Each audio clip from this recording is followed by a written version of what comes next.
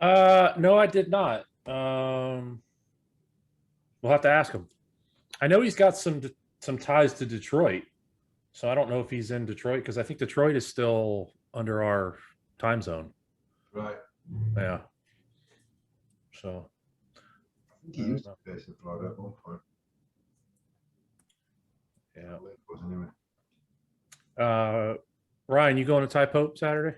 Yeah, I'll be there. Okay. Yeah. I'll be there. You said you're gonna be there, right? Yeah, I'll be there. We got a table set up and Awesome. Cool. Is that local to you guys, that show? Yeah, it's right here in Lake Mary. So for us, it's like right there. Mm-hmm. For me, it is. It's real close. Yeah. Well, what do you guys see my new background? Ah, okay. So yeah, I'm upgrading, man. Going on up. Going on up. Pretty soon I'll have two of them. I got to have two like Ian. He's got one on each side. Oh, I've got a different one coming next week. Oh, do you? Yeah. Oh, good. Yeah. Yeah. Do you keep those up all the time, or do you stand them up for when we do the show? I actually left them up from the other day when we were on, but normally I just put them up for the show. Yeah. I've got a different one now where it's like when we use at the shows, it's like a red carpet thing. It's just a full banner like what you've got. So I'll probably put that up next week. Looks a little bit more professional, you know. Mm-hmm. So just us three and Mike today, right? Yeah, I'm sending him a text right now. Let him know I sent him the link. So see if he wants to come on now. So did you look at your rack pulls in today, guys? I got my rack pulls in, man. I was excited earlier, man. I'm still here at the gym, so I had to try to do like a rack pull before I came and sat down just to see if I can see any difference in my quality of podcast here. For sure, winning erectors, right? Yeah. We have a 315 minimum rack pull. If you want to be a member of my gym, you have to at least do that. If you can't do that, you don't qualify. Well, I was in there training with Ryan the other day, and there was his wife was training a lady, and they started doing rack pulls, and we got quiet.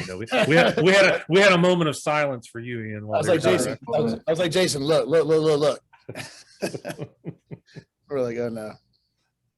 I'm seriously, but where did they ever come from? When did they start getting used?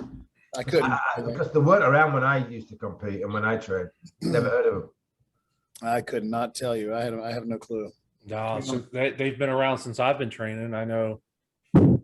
I didn't start doing them until after I started when I stopped powerlifting. I started doing them. When I stopped. When was that? When did you start training, Jason?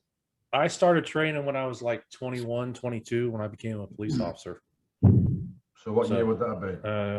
2001, 2002. Oh, wow. Okay. So they've been around a while then. Yeah. I never even heard of them until I started seeing them on Instagram. People, and I love it when they do a rack pull from like 2 inches from lockout. They're the funniest ones. Yeah. No, I don't go that high. I at least get some lower back activation in it, Yeah, man. It's like doing those leg presses with like 1,000 plates and they bend the knee like this much. This, it's like why? Yeah.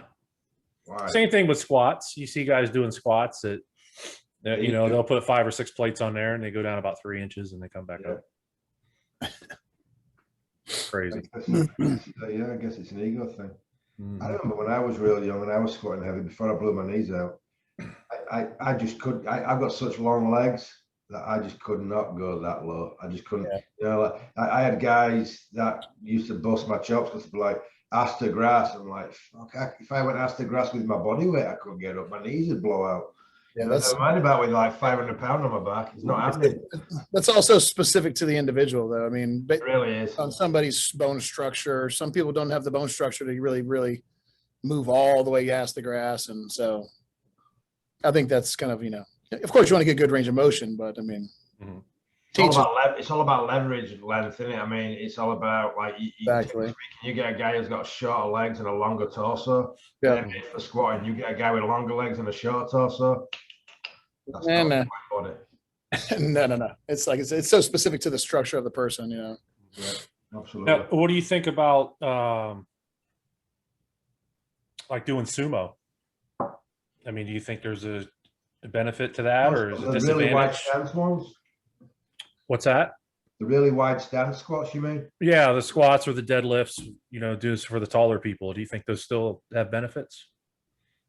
I never did them.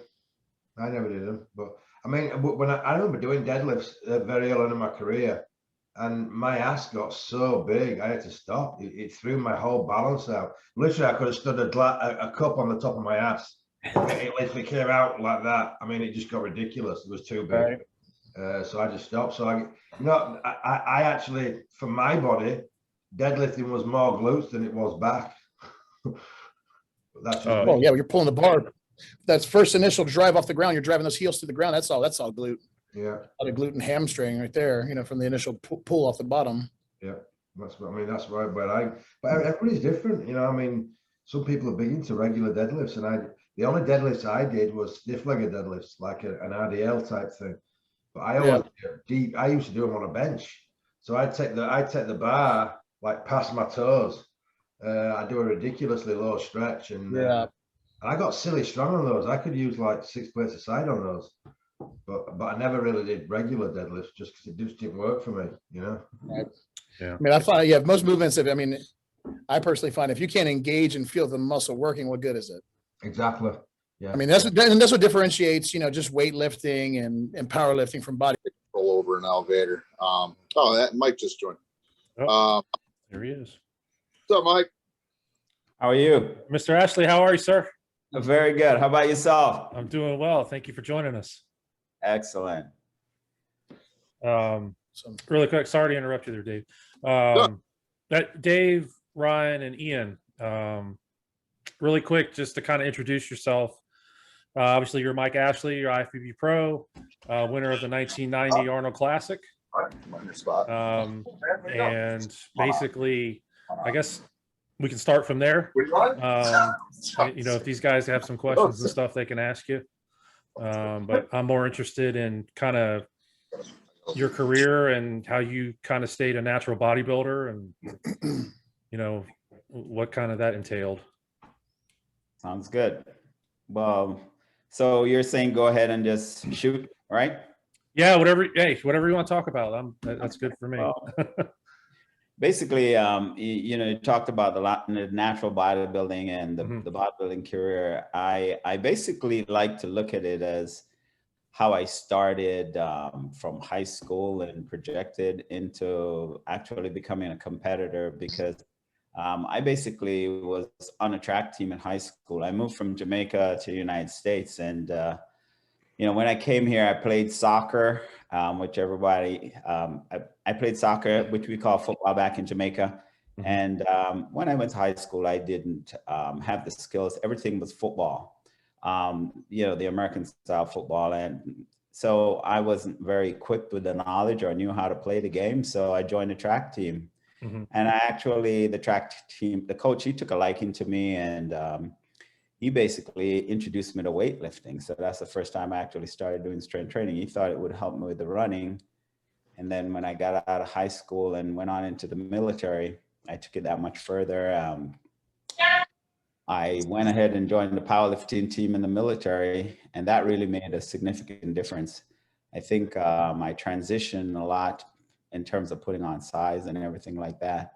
And I started competing, and, just from one to the other, and competed pretty much as a natural bodybuilder. I know it has been a controversial thing in the sport, and actually, I take it if people talk to me in that regard, saying, hey, whether or not I am, the way I did it, I always take it as a compliment, because obviously I did something that people didn't think I could do.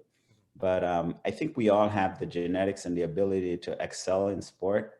And I know today bodybuilding is a lot different than even you say the early 90s. I think we're always transitioning, and it has worked for me. So, I competed pretty much in New York quite a bit. And I don't know how much various individuals are familiar with competitive bodybuilding in New York, but it was pretty tough in New York. So if you're doing well in New York, you have the potential to do well, across the country. So I competed in New York a little. Then, as I said, when I was in the Army, I competed in both powerlifting and bodybuilding. And I see more bodybuilders doing a lot of heavy lifting or powerlifting today than they did back in the old days, because I think powerlifting really did wonders for me. And Guys, sorry to pretty cut you much- off. I got a call. I got to go. But Michael, so good to hear you. I look forward to seeing the podcast afterwards. I'm sorry, I'm at work, pal. I gotta take this call. So I know I totally respect it. All right. absolutely, man. You're a legend. All right, buddy. Thank you. Later. Yeah. See you, Dave. Thanks. I can go on and on, but I don't know if you want me to just give you a from there to here, or exactly what would you like? Just continue to tell you the journey, and I'll pretty much hit some highlights and here and there. But you were. I had a quick question. You were 19 when you started bodybuilding, yeah. and were you still in the military at that point?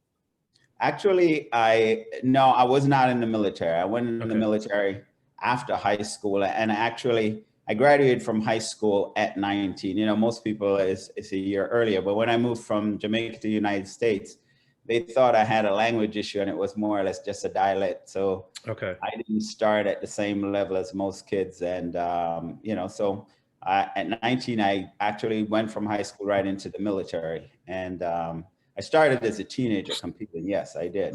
Okay. Yeah, I just wanted to clarify that, because I saw you where you were 19, and then, what year did you get your pro card?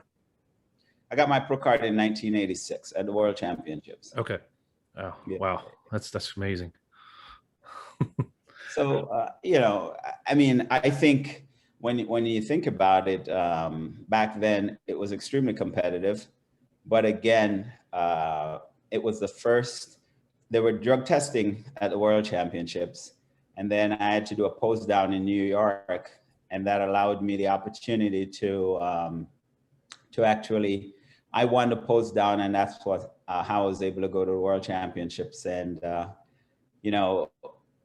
I competed in the nationals, but in the nationals, of course, I was runner-up in the nationals.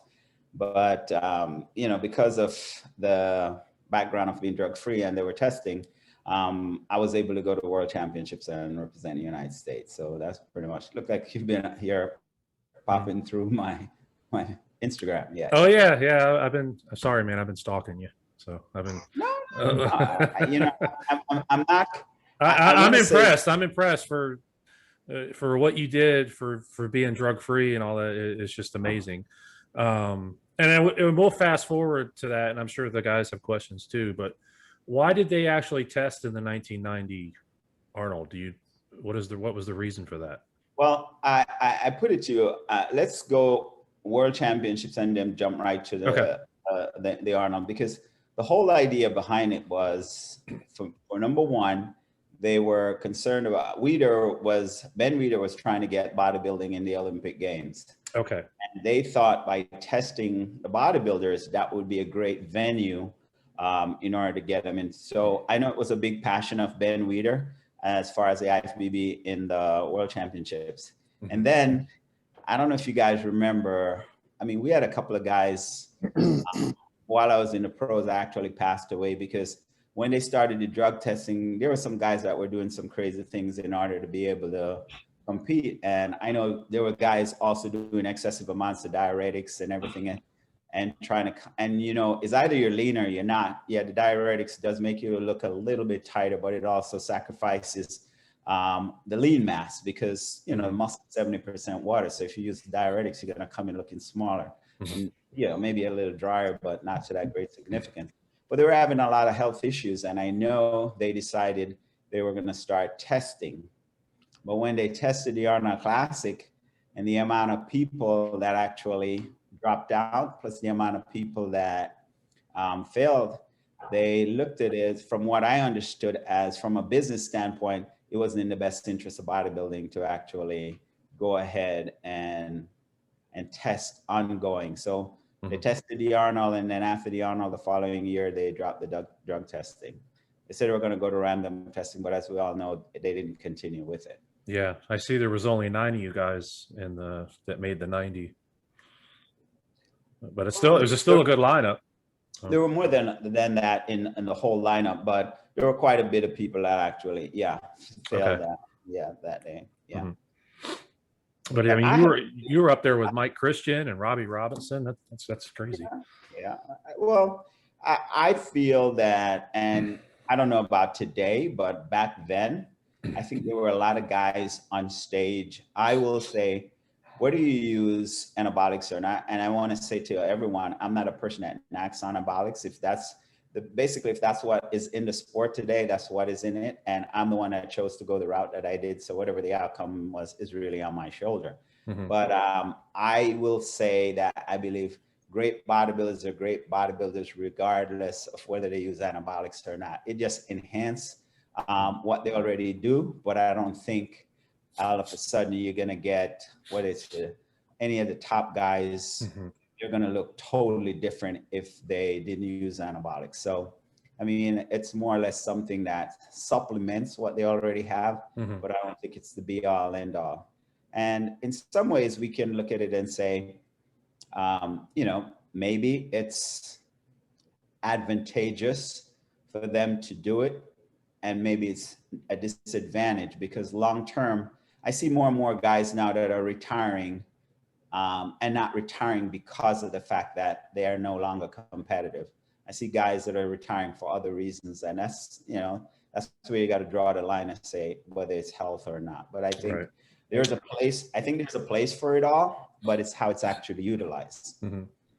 Now, do you think, were you getting a lot of slack from the competitors back then, as far as, oh, there's no way you're drug free, or was it more the fans? Because obviously there was no social media.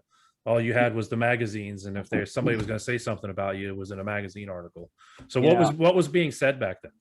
Okay, I'm going to tell you this. A guy like, I competed against Lee Haney, Lee Labrada, a number of the top guys. Mhm. They didn't say anything. The guys that really said a lot from a competitive standpoint are the guys that were not winning. So to me, that really is not necessarily saying there was an issue, because I mean, I have competed with guys and I've been around them, and it's a question mark. They wonder whether I really am or not. But then I put in Muscle and Fitness back when the controversy was there. Mhm. And I said, I will bet any of you test me at any time you want, and I'm gonna put a $10,000 figure up there.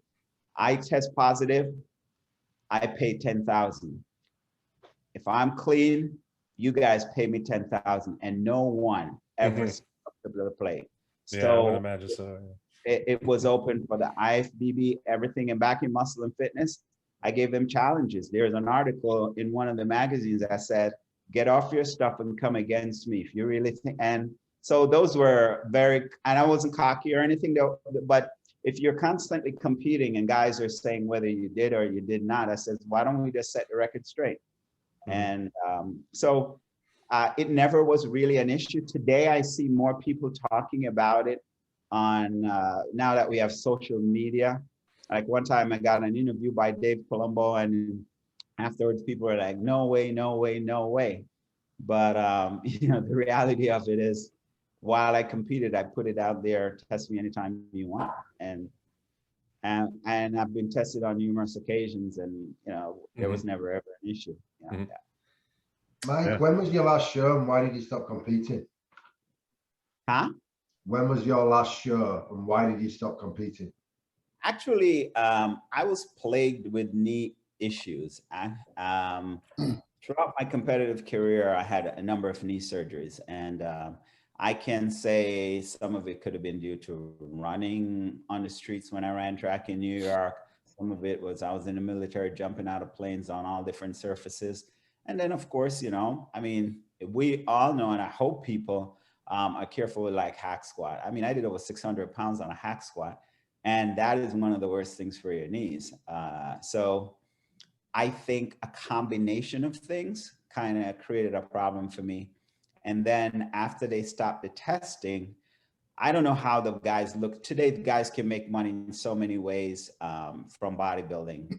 But back then, the majority of the money I made was from selling t-shirts, pictures, and then also guest appearances. So when they stopped the testing and I was not as high in terms of the placings. I thought from a business standpoint, because I looked at it as a business, I was consider myself a professional.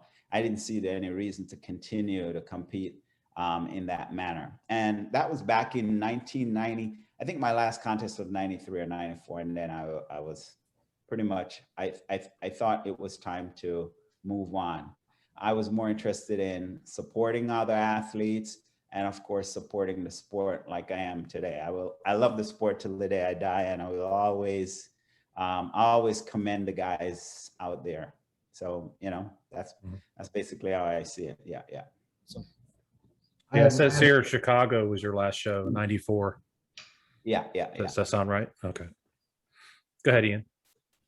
I'm just saying I had major knee issues before I even started. At 17 years old, I had knee surgery on both knees. So I can definitely empathize with the knee issues because I went through it my whole career. But I know from my experience, I remember seeing you in the magazines, and you inspired a lot of people, man. You inspired myself. And I used to hear it from all the guys. There's no way that guy's natural, which is basically a massive compliment to your physique because, I mean, you had thickness and density that just kind of you don't see on most natural athletes, you know. You really did. Yeah.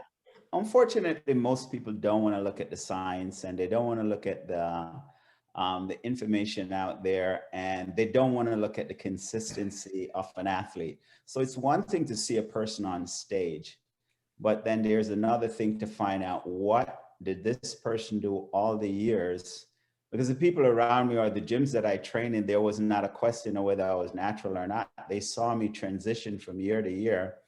And take a look at the strongman today. Take a look at the powerlifters. I'm not necessarily saying whether they use stuff or not. I don't know. But I'm just going to tell you, we can just generalize a couple of stuff. We say, if you're training for muscle hypertrophy, somewhere about 80% of your 1 rep max, if you stay within that range, in terms of your loads, it's going to be more conducive to size. If you take it down below 5 reps and 6 reps, it's going to be more conducive to strength.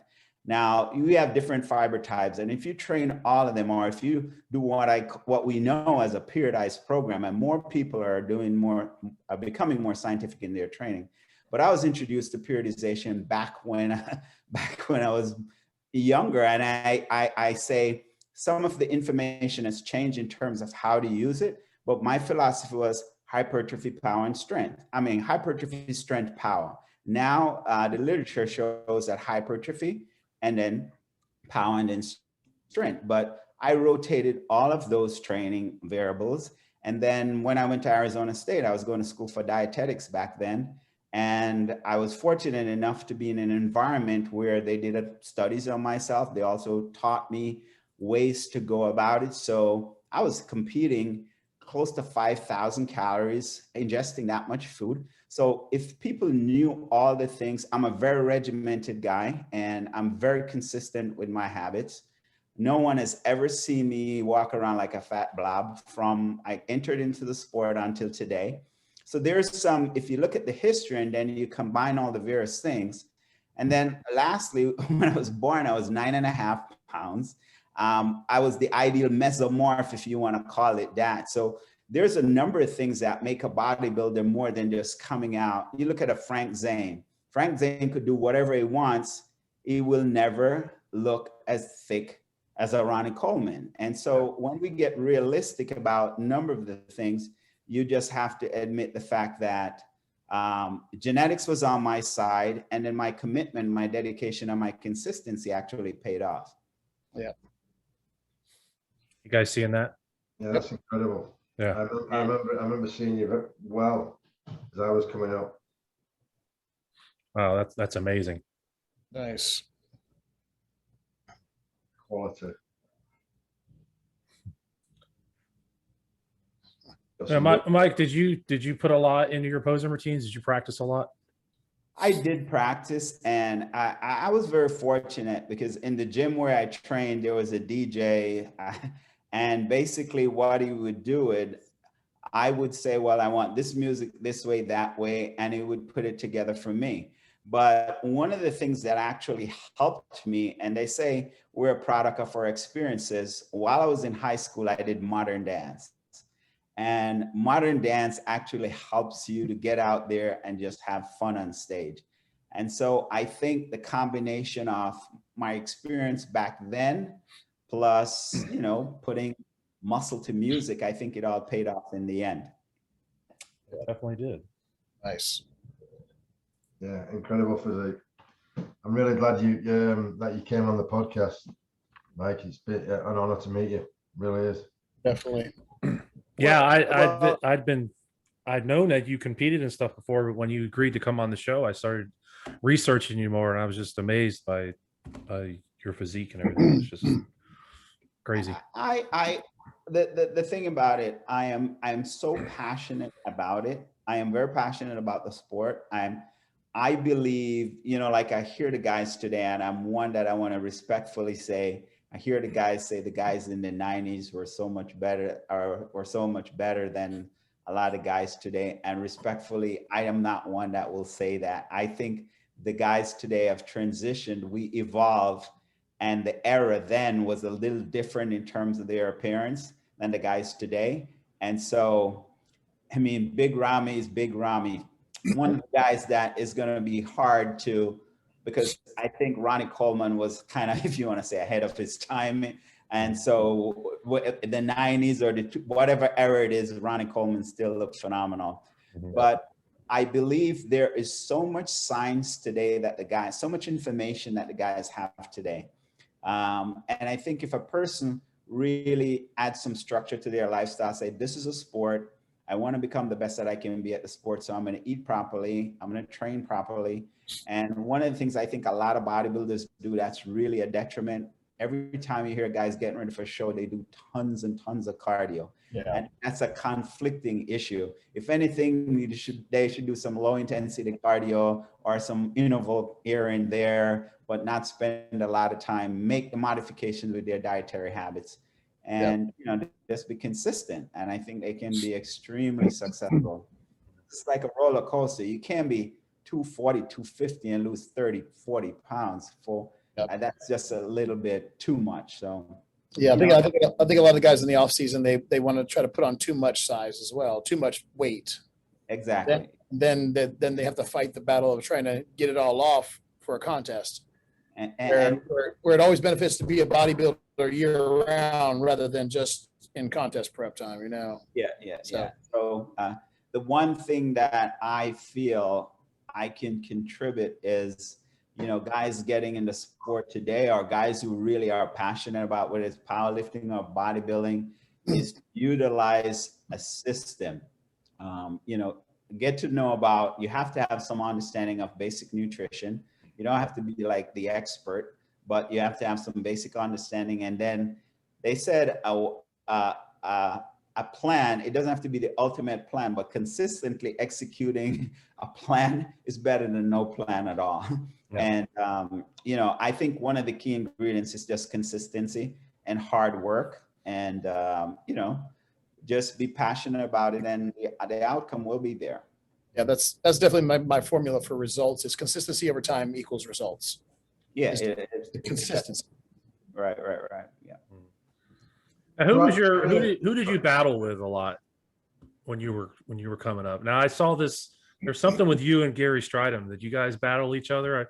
I think he beat you one year, and then you came back and beat him. Yeah, it so happened that the pretty much the battling started with Gary Stridham. He had won the nationals, and but he didn't go to the world championships. Sean Ray had won also the light heavyweight, but he didn't go to world championship either. So basically, I saw those guys when I got to the pros, and so in the night of the champions, of course, Gary Stridham beat me there, and then I went on and he actually went into the WBF, the World, the Wrestling Federation. The wrestling, they had a bodybuilding federation. So he veered off down that path, and I stayed in the IFBB. And later on, he came back, but then he phased out. I pretty much, JJ Marsh, Sean Ray and I, we battled a little. So those are Vinnie Comerford. I don't know if you remember those guys. Ron Love. You know, Oh, yeah, so those we know were Ron well. guys that era that you know, I competed against them. And you know, Nimrod King, I know that he was back in that time too. Yeah, yeah. Wow, that's crazy. Yeah, I remember all those guys. I've got a question for you, Mike. When Yes. with you being a natural athlete, how often did you train each body part? How much recovery did? How important was recovery to your training? Okay, that's actually beautiful. Back then, I trained the whole body in 3 days. So I took 3 days, trained 3 days, then take a day off. 3 day. I called it 3 day on, 1 day off, 3 day on, 1 day off. Now the other thing I did, I never really trained. I didn't have very long training bouts. Back then, I trained twice a day. So I trained first thing in the morning. Usually, I get in the gym at about 6. And then I train again at 2 o'clock in the afternoon. So that's what I did, even when I trained for the Arnold Classic. So I know a lot of people are not doing that now, but back then I trained twice per day and I trained 3 days on, 1 day off.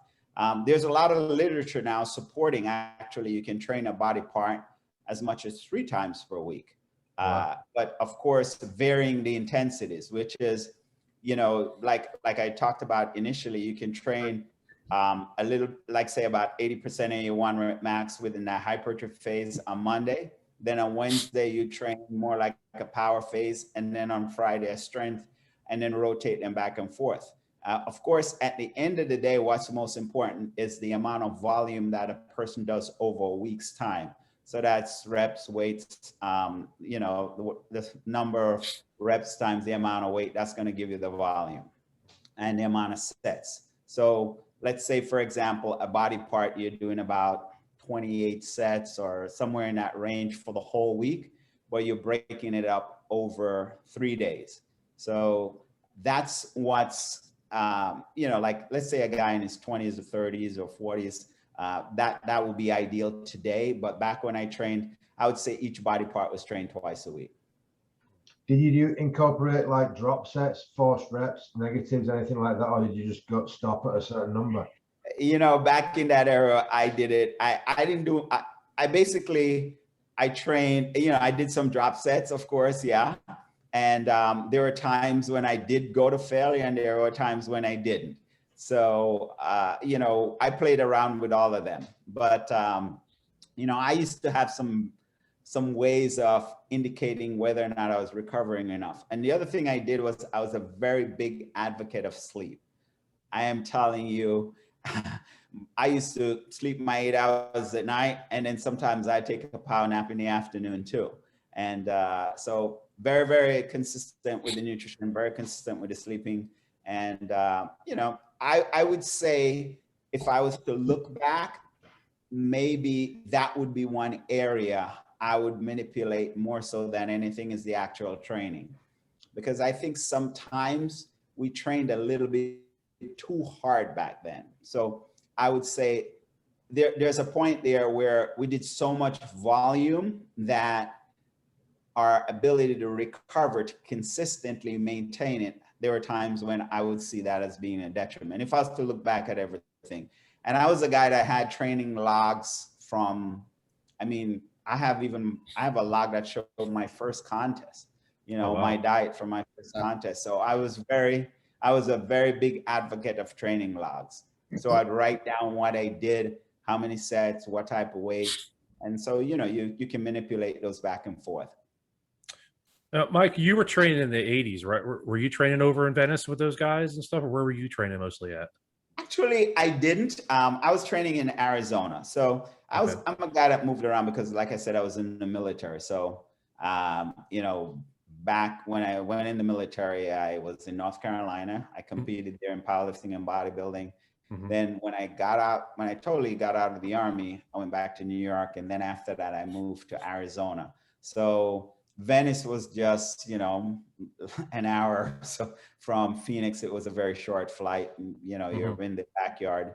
So I would go there for photo sessions. But back then, we used to talk about the fact that a lot of the extremely competitive guys, they really didn't live in Venice because there was too much. It was too much going on. You go to Gold's Gym, it was like, you know, it was a very social atmosphere. I mean, I'm not saying the guys didn't train hard, but I found it better being away from it and then just go and visit. Yeah. Yeah. Cool.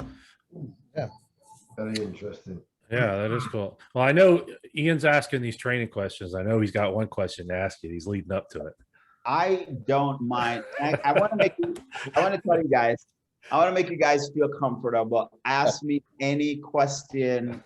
You know, I mean, I'm an open book when it comes to that. I'm very comfortable answering the question. I want to hear an 80s story, or, you know, if you got an Arnold story or anything like that. An 80s story. In Yeah. terms, Untold gems. Yeah, any kind of gem or Arnold story. Or Any untold gems. Yeah. say that. Is it any untold stories that you haven't already told before that, you know, stick with you? Well, I think pretty much when I don't have anything that I really haven't told anyone, because usually I've always been a controversy, and what happens is people usually ask me all these odd questions and I just answer them. I will say in the early part of my career, I trained, and I've talked about this too much. I think I've talked about it over and over. I trained with a lot of women more than I did guys. And my whole reason behind that is guys, they get very comfortable and they talk a lot, you know. Women, I don't know. And then they have the thing, you know, you always think a woman, she can really, you get in the gym with her and it's no bull, it's just train hard. But then as I evolved, I trained with everybody, you know, I trained back and forth. But in my early part of my career, I trained predominantly with women. Okay. Very interesting. Cool. What's the question? You ever get any injuries apart from your knees with track? Did you ever get any injuries from training in the gym, like elbows, neck, anything, shoulders? I pretty much my shoulders. I'm going to put it to you guys this way. I like to say, and it's funny. I have a training business right now, personal training business, Say Fitness, and we do one-on-one training. And I was saying to one of my clients today is that any sport that you go in, I don't care whether it's track and field, golf, you name the sport. If you're doing it excessively, there is a potential risk for injury because, you know, you're putting the body outside of its norm. And I will say I've had shoulder injuries. So I've had knee injuries. And outside of that, you know, it's more shoulders than knees.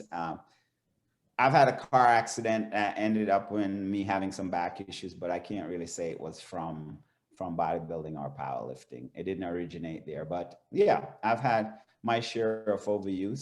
So, and I'm a big advocate now of, I'm going to be 62 in a few weeks. And my big thing is if you have an issue, fix it, because the body has a way of compensating.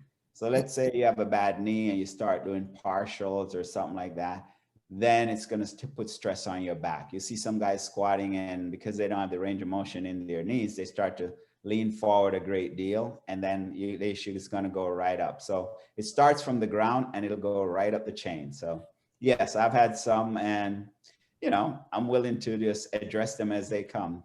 I will always train, but now I'm no longer training in the manner which I did then. So I'm not concerned about excessive loads. As a power lifter, I did quite a bit of excessive loads. You know. How do you train now? Huh? How do you train now? Basically, I lift, but I'm not trying to, you know, do 100-pound dumbbell presses or anything like that. You know, I'll do 50s or 60s, and that's about it in terms of doing dumbbell presses, because my shoulders have taken a toll. Now, I still do all the movements because I think strength training is a skill, as opposed to most people think, oh, you just learn the movement. And so you can actually do the movements and still get benefit by taxing the system, but not necessarily with the same kind of loads. So I'll say that the major difference is I still do the various body parts, but I just don't do them with the same amount of loads. You do a lot of cardio now? I know you didn't when you competed. I do some cardio, but I've always had this, I believe as we get older, hormonally, everything is going to change. And so as far as the amount of muscle that I'm going to put on, now compared to what I would be in my 20s or 30s, it's not happening anymore. So I think if you're concerned about maintaining lean mass, there's a competition going on in terms of what we call adaptation, because the cardio is not mostly accommodating to stimulating fast twitch muscle fibers, which are going to be more conducive to putting size on. So I would say if I'm going to do cardio, it's going to be, you know, you can walk on the treadmill or do intervals, but those endurance, you see those guys running on treadmills. I'm not one of those individuals that think that's conducive to that. And, you know, if you're doing 20 minutes 3 times a week, it's going to help you with healthy heart, lungs, and circulatory system. So I don't do an excess amount of it. Interesting. So moderation, so to speak, with everything. Oh yeah. Oh yeah. Oh yeah. Yeah.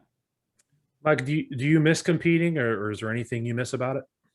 I love competing. I miss it, but I'm also very realistic. You know, sometimes I see some of the guys that say they're gonna come back and things of that nature. That, you know, I've been asked that when I was younger, and my whole thing is when I was finished with competing in that fashion, I was finished. But I found a way that I could actually really live that journey in a different light.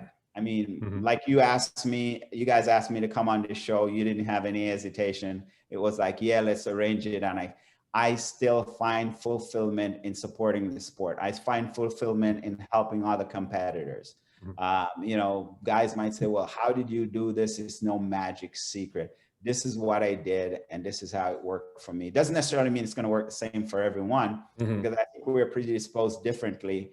And there are some slight changes in what might work for one individual as opposed to another. But that is a way that I feel I can still enjoy the sport. By even having this conversation with you guys tonight is enjoying, you know, the sport. So same here. I enjoy listening to it. Yeah.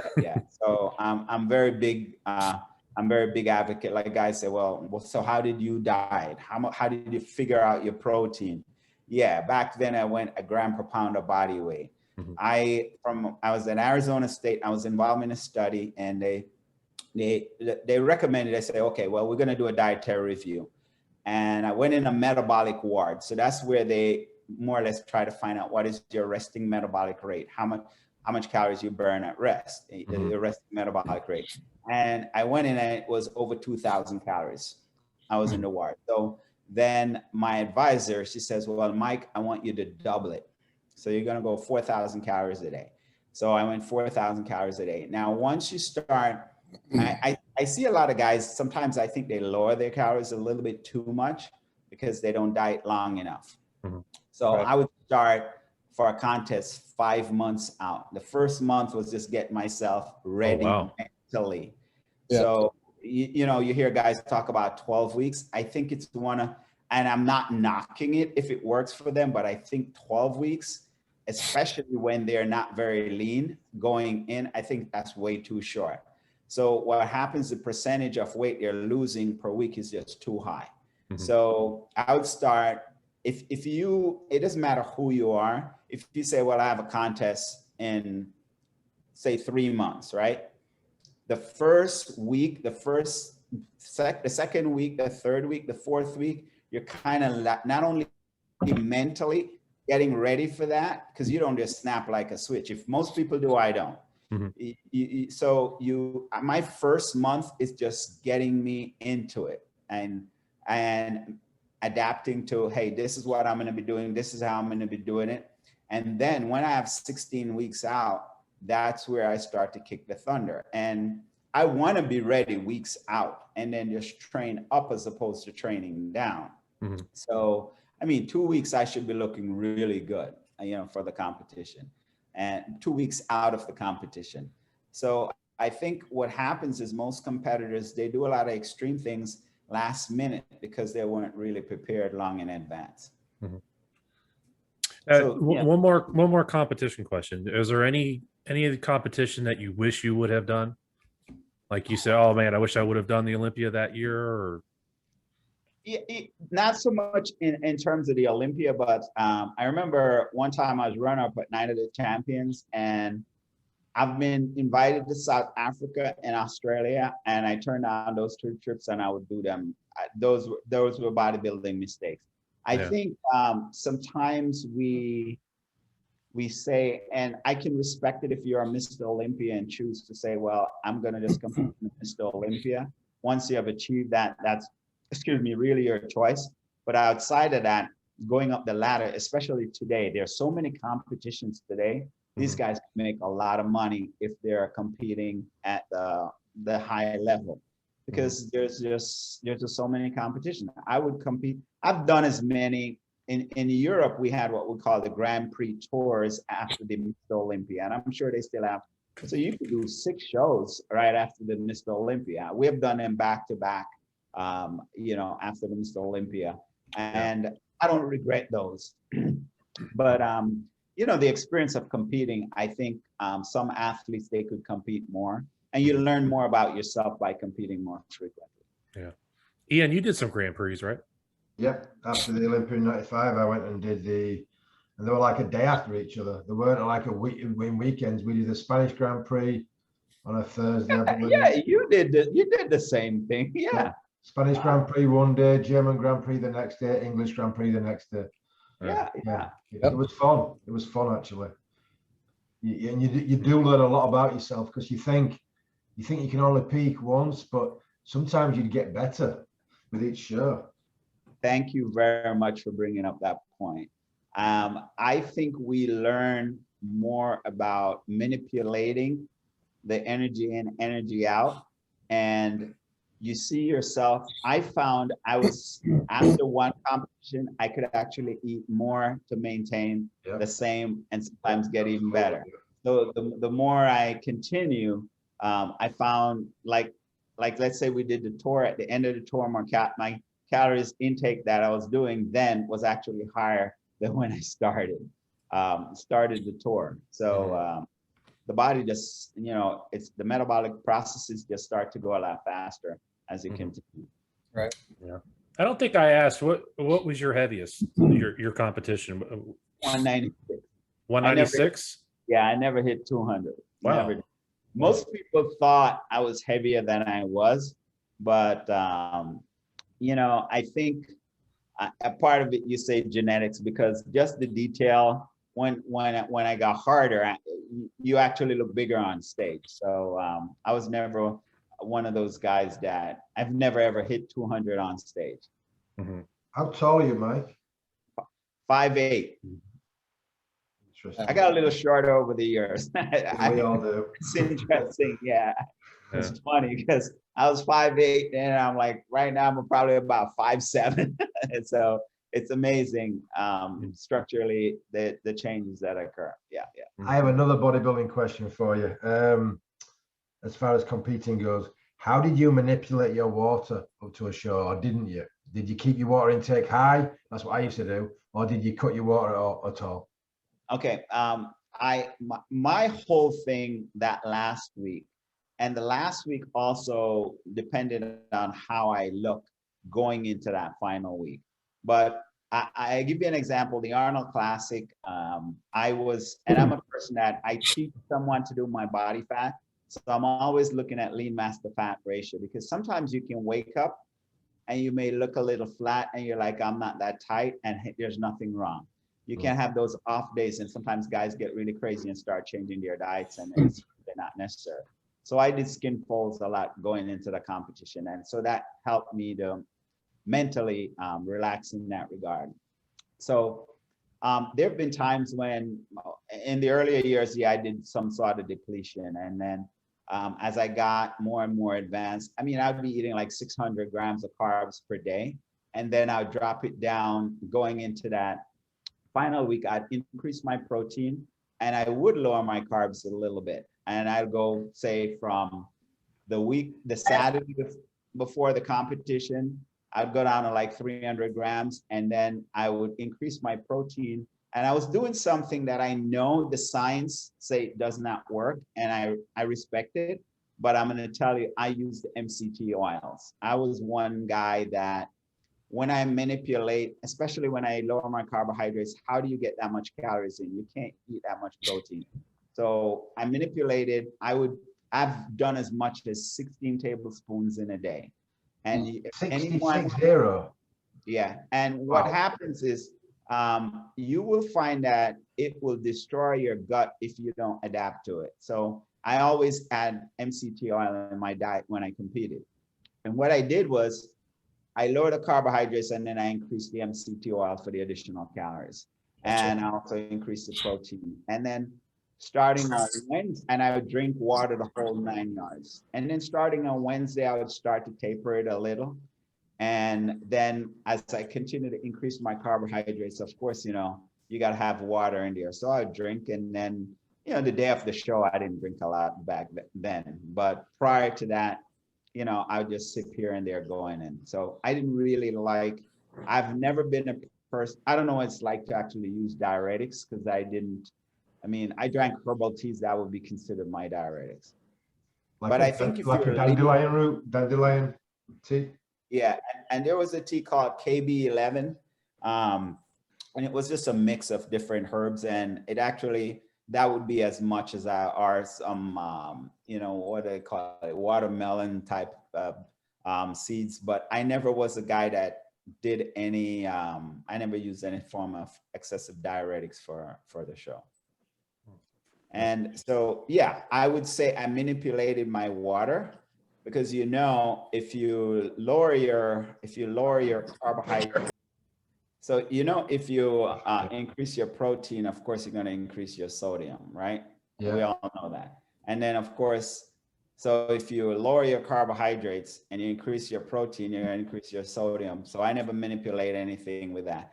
And then if you then bring your protein down, like the final 3 days and increase your carbohydrates, of course, you know that your sodium is going to be lowered as a result of that. So there's a slight manipulation in the minerals there. So I didn't really go out and try to mess with that at all. And sip going into the competition and just let the mirror be my guide. But once you manipulate the carbs a little and then you put them back in, the skin gets so tight, it's just amazing. You sound like the calmest bodybuilder I've ever met in my entire life. The what? So methodical. I respect it 100%, but like I know what I used to. I mean, I give people advice now, but I never thought as logically as you're talking right now. It's amazing, actually. No, that is one area I could sit down with a person and I could say, this is where I think you should start and why. I am a big person that says, let's do a dietary review. I don't care whether you're eating garbage or whatever. Let's do a dietary review first and see what you're eating. And we get a certain amount of calories, right? So you put that aside. And the first thing I would prioritize is how much protein do you get? So I'll put protein in the diet, make sure I get adequate. And I'm a big guy of going 1 gram per pound far out. And as I get closer to it, I'll go as much as 1.5 grams per pound of body weight. And so, you know, as I get closer to the event. So once you establish that, and I'm also not a big advocate, you hear these guys go extremely low on their fats, because that also messes up with your hormone levels too. Once you start getting really low, it actually affects testosterone. So what I would do is I'd say, if you're getting about between 10 and 15% of your calories from fat, and, you know, a lot of unsats, not a lot of saturated. So you put your fats in there, and then I actually take care of the protein and the fat, and then the rest I put the carbohydrates. And, you know, you can't always manipulate. So the protein, as you get closer to the event, you'll increase that, and then you manipulate the carbs, and pretty much that's it, going right into the competition. Michael, how do you feel about guys on TRT? If it's you know, under a doctor's care and all that. I am not a person that would have a problem with that at all, because of the literature shows that you're actually better off and it depends what you're calling the ranges, because I'm going to tell you guys some stuff and it's going to shock you. My total testosterone was as high as 1300 and I've never taken anything. Wow. And you know, 850 is the max. Like if you're at 850, you're pretty much doing well. Mm-hmm. And free testosterone was fairly high too, close to 300. So what happens is I am one person that I say, if you have a guy today, and there are people like that, you know, their testosterone is like 300 or 400, they feel like crap, they hanging a lot of body fat around their waist and the whole 9 yards. I'd say get it in a range of about 600 or something like that. I don't see a problem with that. And I'm just telling you, because I'm not saying in terms of doing it for performance. I'm talking from a bodybuilding standpoint. I'm just saying do it for quality of life. For health, yeah. So I am not, I'm not going to knock the science that supports that, because there's some people out there, oh, it's going to cause cancer, it's going to this. There haven't been really a lot of data that's going around that support that, you know, just basic hormone replacement is going to cause a problem like that. So I wouldn't go out and say, hey, you know, I think you should, because I'm not a doctor. But I said, under the supervision of a doctor, if a person was to do that, I will tell you, if someday in my life, and mine has stayed high, and I think that's just a genetic thing for me, because I mean, I'm still close to 1,000. So and it's rare. I mean, my total though, which is the one, the free is the one that you really want to look at. You know, it's still in a respectable range. But if I was to see those numbers go to point where I start feeling like, you know, I want to turn, you know, go the other route now, or, you know, I'm ready to check it out, then I'm going to definitely, I will tell you under those circumstances, it's not a physique thing. It's more or less like a factor that, you know, better quality of life. So that's my feelings in regards to that. No, that makes sense. So, Yep. Where are you based with your personal training business, Mike? Say that again. Where are you based now with your personal training? I'm actually in Deerfield Beach. I'm in Florida, in Deerfield Beach. oh, you are in Florida. Yeah, we were wondering where you're at. So we're all in Florida. So. Oh man, great. Yeah. Yeah. I have, it's strictly one-on-one, and it's an appointment only facility. And I've been very thankful. I've done very well there. And, you know, I mean, my whole passion about it, you know, is you help people improve the quality of their life, and they continue to refer business to you. Yep. Yeah. Cool. Are you seeking clients now? How do they get in touch with you? Or Oh yeah. You know, because I'm not just, but I have a staff, and yeah, I'm pretty busy, but they can reach me at michael@safefitness.com, and the business number is 954-421-2116. okay. And they can just visit our website, safefitness.com, and they can get more information too. You have social media as well there? Facebook? Yes, I have someone that actually handles, I have one strictly for the business, and I have one also, Michael 86. Oh, sorry about that. Let me just turn.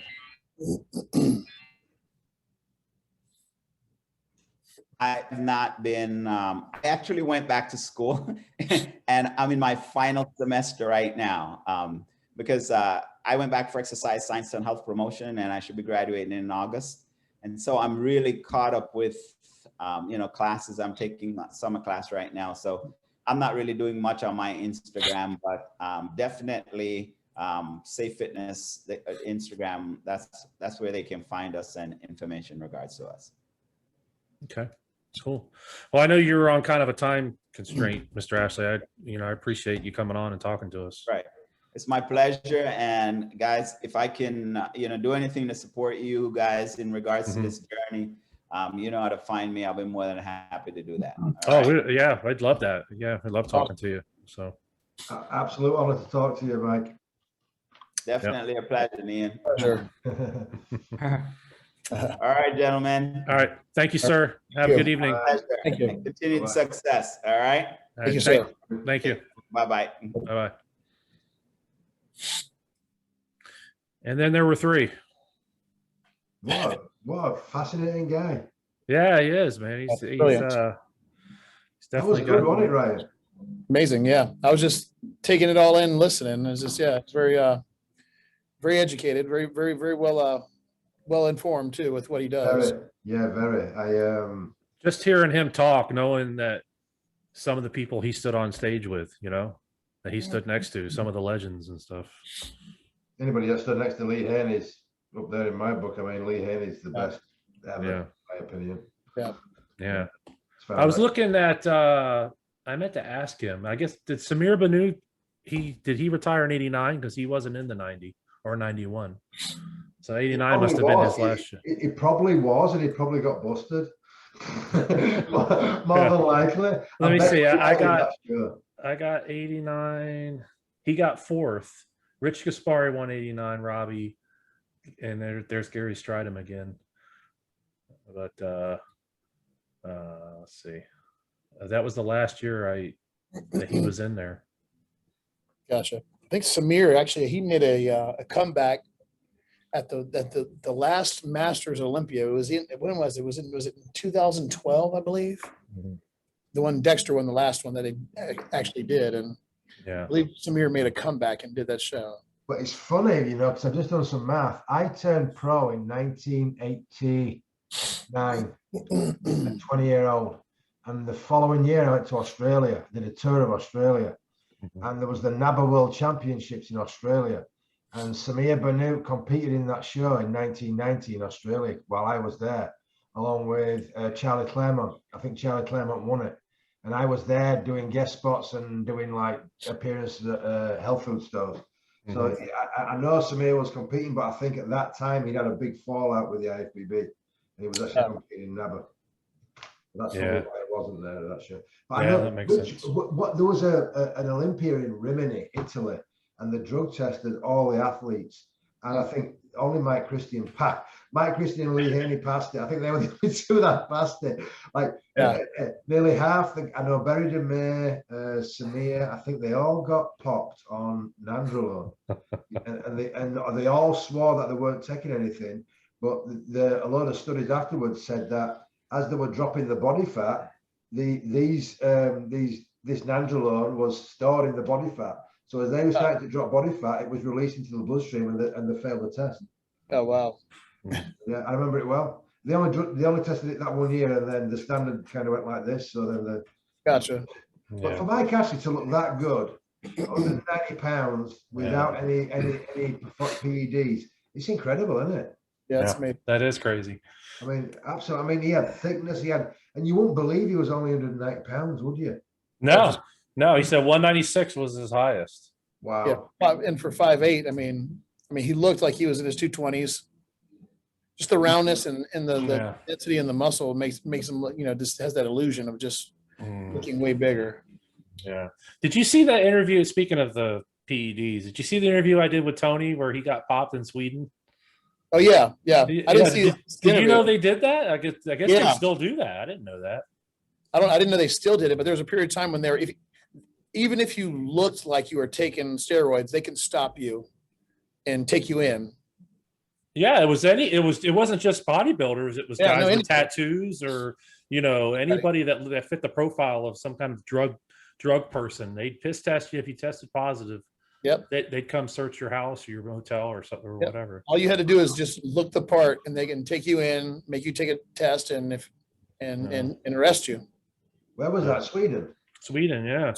I went to Sweden for the Olympia in Sweden. Yes. Now I'm offended they didn't test me. I obviously didn't look the part. Yeah. And it's funny you say that because when they say that's just Ian. He's not going to win. We're not going to.